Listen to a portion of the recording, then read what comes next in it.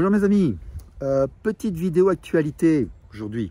Je vais vous parler de la rentrée. Là, je suis en train de m'immerger. J'ai une petite tête de déterré là, c'est parce que je passe mes nuits sur la rédaction des ouvrages que je vais vous proposer bientôt. Il y en a deux qui sortent en septembre. J'ai démarré deux collections avec ma petite maison d'édition naissante là. Une sur les sciences humaines, l'autre sur les sciences techniques. Parce que je me rends compte que de manière directe ou indirecte, mon entourage a accumulé une certaine quantité de savoir et que le temps est peut-être venu à la transmission. Et c'est aussi, durant les moments d'attente, comme ça, où tout le monde n'est pas encore rentré de vacances, s'immerger dans le travail, l'activité associative, la production intellectuelle. C'est un excellent moyen de s'occuper l'esprit et de recommencer, enfin de continuer à correspondre avec le monde. Vous savez, je crois de plus en plus à ces notions d'inconscient collectif, le fait que nous soyons tous reliés. Donc il faut essayer d'apporter des choses à la matrice. Voilà.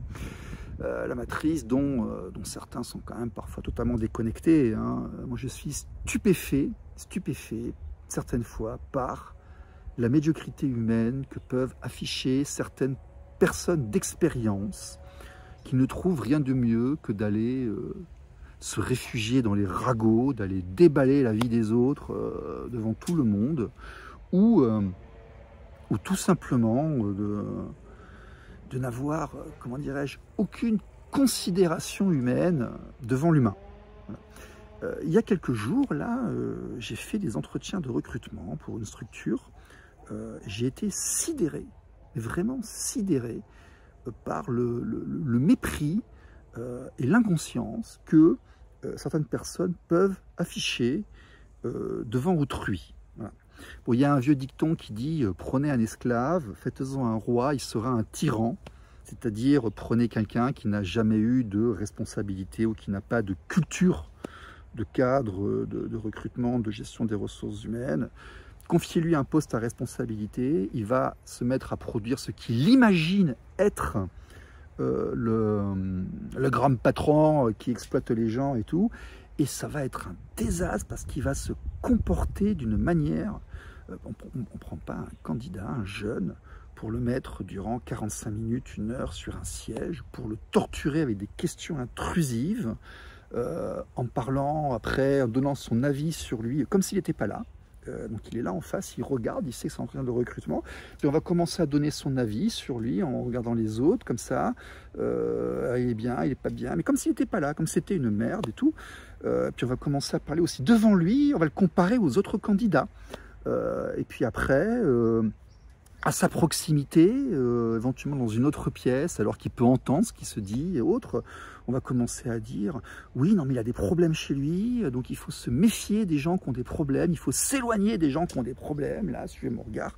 Moi, je suis scandalisé, scandalisé. En plus, j'avais eu un bon contact avec cette personne. Là, je pense que je pourrais vraiment faire quelque chose si je pouvais l'avoir à proximité. Moi c'est ma nature aussi. Je sais qu'il y a des belles personnes, je sais qu'il y a des personnes aussi, j'ai un exemple en tête, là on m'a encore dit non, attention, cette personne là, elle est capable de venir et de t'aider lorsque tu as des soucis, elle a été confirmée. Je sais que tout le monde n'est pas ainsi. Il y en a d'autres qui, par manque d'expérience, ou parce qu'ils sont complètement dans la lune, ou parce que ils ont le sentiment d'avoir été traités comme des objets. Quand on les place en tant que décisionnaire ou dans un encadrement, vont se mettre à traiter les autres comme des objets. Avec des signes de manque de respect. Moi, je n'accepte pas les trucs de manque de respect, l'autoritarisme. Tout de suite, il faut arrêter parce que ça commence par les manques de respect. Après, ça va sur la trahison. Puis après, vous marchez dessus. Et quand les gens sont médiocres dans les rapports humains, ils le sont jusqu'au bout. Voilà. Ça, ce sont des... Alors, c'est problématique. Les deux que je viens de vous exposer, elles peuvent vous être utiles si vous me suivez parce que vous connaissez l'environnement dans lequel nous sommes, des parents qui ont des soucis pour accéder à leurs enfants. Ça peut être utile parce que c'est une manière d'échapper aux pensées obsédantes ou de gérer les phases d'attente.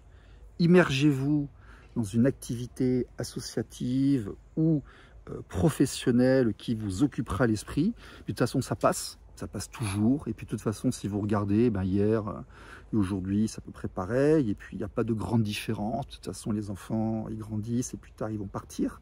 Hein. Et puis, ne pas tolérer les personnes qui vous manquent de respect et qui imaginent dans leur tête que vous vivez un moment de faiblesse. Ce n'est pas forcément le cas, hein, il n'y a pas vraiment de choses de différence.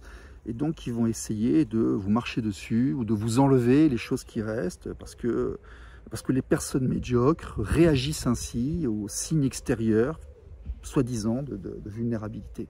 Donc ça, il ne faut pas l'accepter. Hein, il faut rester droit dans vos bottes.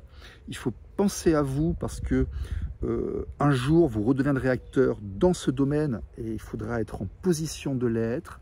Et il faut trouver une activité et surtout ne pas rester à attendre. Ça, ce sont quand même des données qui sont absolument importantes.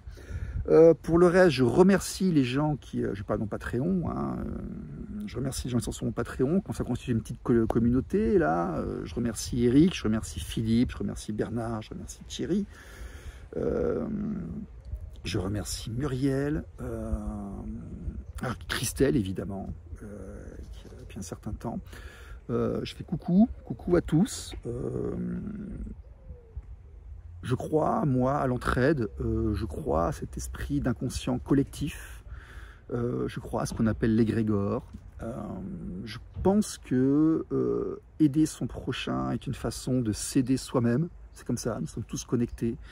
D'ailleurs, si vous regardez les générations, à partir de la génération X, Y, Z, sont des générations qui ont été maltraitées. Dans l'Occident, si vous regardez, même les enfants qui sont aujourd'hui sont des enfants qui sont maltraités, on les stresse, on fait de l'intrusion, on leur injecte quantité de produits chimiques, on essaye de les reprogrammer, de les transformer comme si c'était des sacs de sport ou des boîtes de raviolis. Si vous voulez vous reconnecter à la source, améliorer l'environnement, essayez de contribuer à améliorer l'environnement des jeunes, des enfants. On ne le dira jamais assez, un être qui est en croissance ou un ado, il lui faut de la sérénité, de la stabilité. C'est comme un cocon hein, pendant qu'il se développe et après il faut l'aider à monter. Voilà, ce sera tout pour aujourd'hui. Pensez à vous, soyez sages et je vous promets une année riche en rebondissements. Vous allez voir, ça va dépoter. Je ne peux pas encore vous en parler, mais ça viendra bientôt. Restez connectés et à très bientôt. Bye bye, bisous.